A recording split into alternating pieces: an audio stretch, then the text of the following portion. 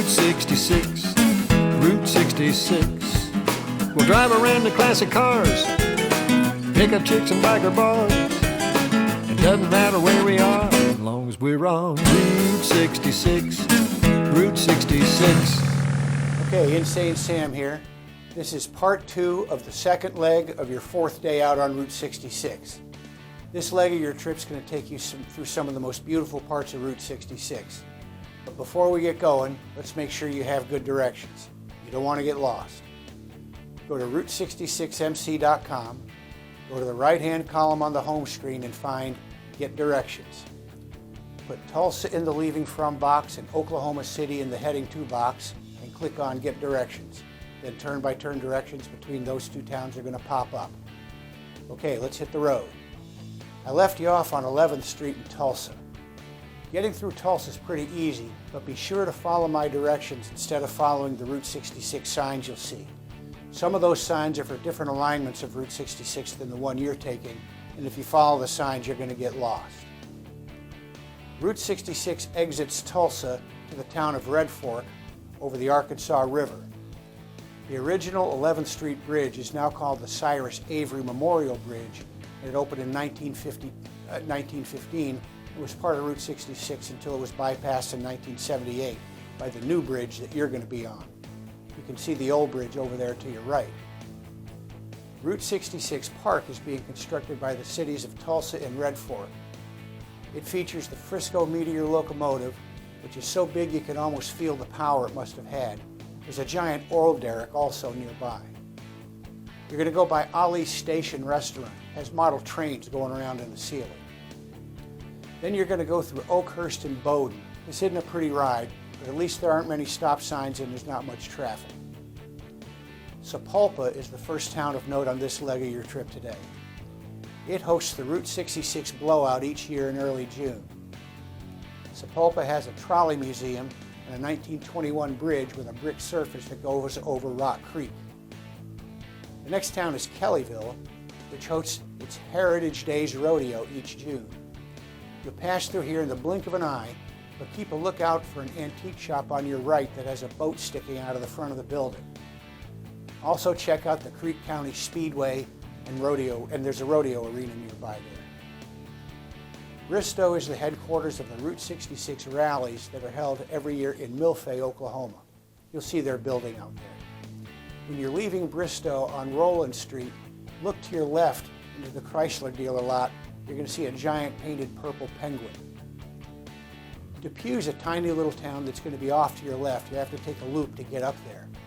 It was founded in 1901 and became a thriving oil town on the original 1926 alignment of Route 66. The oil business dried up during the Great Depression, and so did the town. But it's a quick loop up there that'll take you less than 10 minutes to see this little remnant of an old Route 66 town. Between Depew and Stroud, you're going to pass the Route 66 Biker Rally and RV Park. This is the biker rally that place in Milfay is talking about. There's nothing going on there except during the rallies, and I've never been to one of those rallies. In Stroud, you're going to find the 1939 Rock Cafe, which was built from stone mined from the construction of Route 66. It burned down in 2008, but it's been rebuilt and is doing fine, an exception to the strategic fire rule along Route 66. The Skyliner Motel on West Main Street is well preserved. Davenport, Oklahoma has Tammy's Roundup Cafe. This used to be called Gar Wooley's Food and Fun, which was a Route 66 classic. Chandler hosts the Hog Wild Barbecue and Chrome Fest each June. There's a 1930s Phillips station that's currently being restored. There's also the 1939 Lincoln Motel, which has a distinctive neon signs and nice-looking bungalows. Jerry McClanahan's art gallery is in Chandler. His artwork can be found all over Route 66, including in a specially redone room at the Munger Moss Motel in Lebanon, Missouri. Jerry McClanahan wrote the Easy 66 Guide for Travelers, which probably is the most popular Route 66 guidebook out there. I wish I could sell a fraction of the books he sells. Chandler also has the Route 66 Interpretive Center of the Oklahoma Route 66 Association. Seaba Station in Warwick is on the National Register of Historic Places. John and Alice Seaba built and opened it as a gas station in 1921, which was 5 years before Route 66 was commissioned. It was turned into a motorcycle museum in 2010. There are about 120 antique motorcycles on display. The oldest bikes are a 1909 Triumph and a 1913 Pope board trainer. One of the unique features of this place is the two-seater stone outhouse in the back. It's supposed to be one of the first outhouses to have flushing toilets and running water. Wellston was bypassed in 1933, but the 1933 iron bridge into Wellston remains. If you want, you can go over that bridge and make a loop and come around back to the main route. Luther has the Boundary Restroom. The Boundary got its name from being in the eastern boundary of the 1889 land run. It was first claimed by an African-American family named Treat, who got the property in the land run. They farmed, raised cattle, mined sandstone, did a bunch of stuff before opening Treat's grocery store and gas station in 1926, and they opened a restaurant there in 1935. Keep a lookout for a stone gas station relic between Luther and Arcadia. John Hargrove's OK County 66 Mini Museum is about a mile outside of Arcadia. John's a retired airline mechanic who grew up in Oklahoma City, right on Route 66.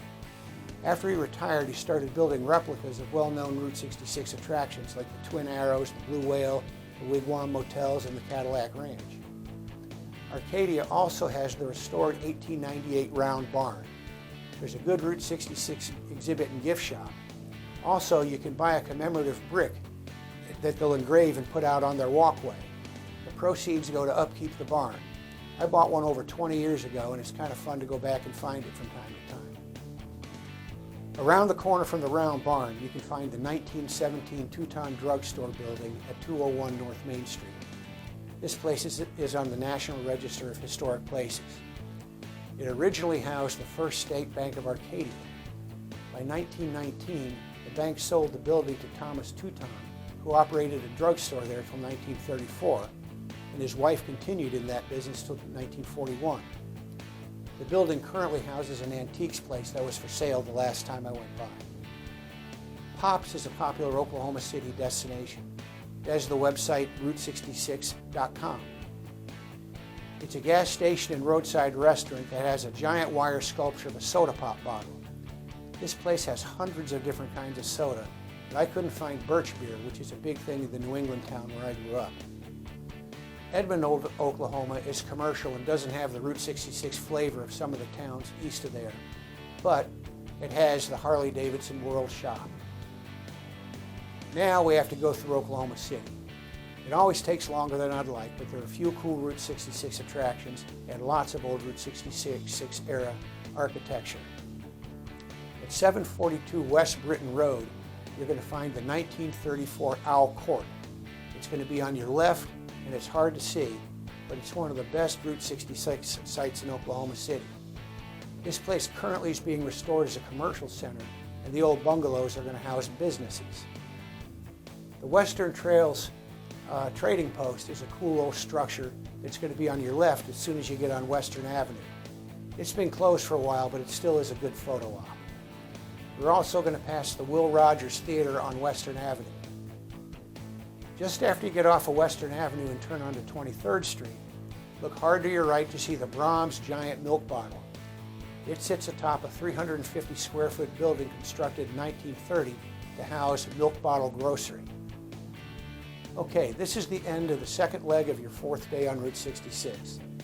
The next video is going to take you to Weatherford, Oklahoma, over one of my favorite sections of Route 66.